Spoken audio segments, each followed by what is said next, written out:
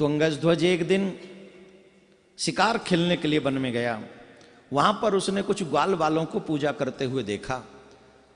वो थका हुआ एक वृक्ष के नीचे आकर बैठ गया, और जब वृक्ष के नीचे आकर बैठा तो वो देख रहा था कि कुछ ग्वाल वाल कुछ कर रहे हैं।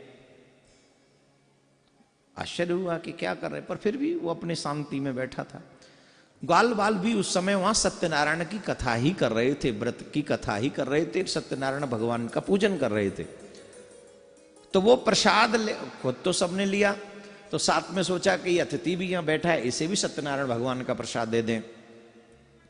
तो जब प्रसाद लेकर राजा के पास गए तो राजा ने उस प्रसाद का अनादर किया कि जाओ यहां से, तुम्हारे हाथ से थोड़ी खाएंगे हम, जाओ। अब उस प्रसाद का अनादर करके राजा अपने नगर में आया तो राजा का जो नगर, जो महल था, वो भस्म हो गया, अग्नि लग गई उसमें, स्वाहा हो गया। अब तो रोवे बिलखे। तब उसे पता चला कि मैंने जो ग्वाल वालों के दिए हुए प्रसाद का अनादर किया है, उसी की वजह से ये मुझे दंड मिला है। ग्वाल वालों से मिला और उनसे कहा कैसे भी कृपा करके मुझे वो प्रसाद दे दो। तब ग्वाल वालों ने दया करके उसको प्रसाद दिया, और उस प्रसाद को ग्रहण करके जब वापस आया तो उसका महल यों की त्यों हो गया। और सत्यनारायण भगवान के प्रसाद के अनादर का ये फल था कि उसका नगर जल के स्वाहा हो गया।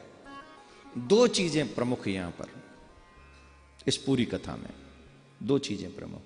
एक, भगवान के प्रसाद से कभी भी मुंह नहीं मोड़ना चाहिए। भगवान के प्रसाद का जितना आदर कर सको, भगवान के बराबर ही भगवान का प्रसाद है। भगवान का प्रसाद तो कोई भी दे तुरंत ले लो और उसे ग्रहण करो। दूसरा, भगवान के कार्यों को करने में कभी झूठ नहीं बोलना चाहिए। मैं कल करूंगा, मैं परसों करूंगा, मैं ये करूंगा, मैं वो करूंगा, मैं कर ही दूंगा, ये झूठ कभी नहीं बोलना चाहिए।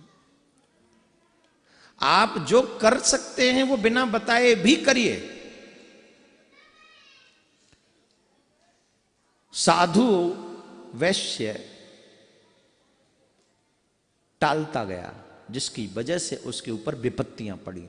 हमारे जीवन में भी कई विपत्तियां इसलिए बढ़ जाती हैं क्योंकि हम अच्छे कार्यों को टालते रहते हैं और बुरे कार्यों को हमेशा बढ़ाते रहते हैं। जब हम जुआ खेलने जाते हैं तो किसी से नहीं पूछते, जब हम मदिरा पीने जाते हैं तो हम किसी से नहीं पूछते, जब हम और बुरे बुरे काम करते, किसी को धोखा देते, किसी से झूठ बोलते, तब तो हम किसी से नहीं पूछते, वो हम तुरंत करते। लेकिन जब अच्छा काम करना हो हम उसे टालते हैं, और यही दुर्भाग्य है। आप अपने जीवन में भगवान के प्रति सत्य रहिए। सत्यनारायण का व्रत कौन सा है?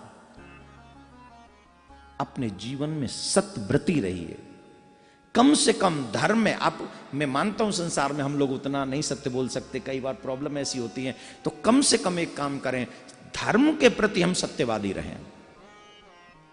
हम ये प्रॉमिस करें आज सत्यनारायण की कथा सुनकर कि चाहे जो हो जाए, हम धर्म से और धर्म के अनुग्रही जो उस धर्म के पथ पर चलते हैं उनसे हम कभी मिथ्या भाषण नहीं करेंगे, उनके साथ हम सद्व्यवहार करेंगे, और वो सत्य के मार्ग पर चलें, हम उनका आदर करते रहेंगे। बोलिए प्रिया कांजू सरकार की। एक, असत्य से बचें, धर्म न दूसर सत्य समाना, आगम निगम पुराण बखाना। धर्म के समान कोई सत्य नहीं, इसलिए सत्यनारायण की कथा है। दूसरा, प्रसाद का अनादर न करें। ये दो चीजों का ध्यान रखें।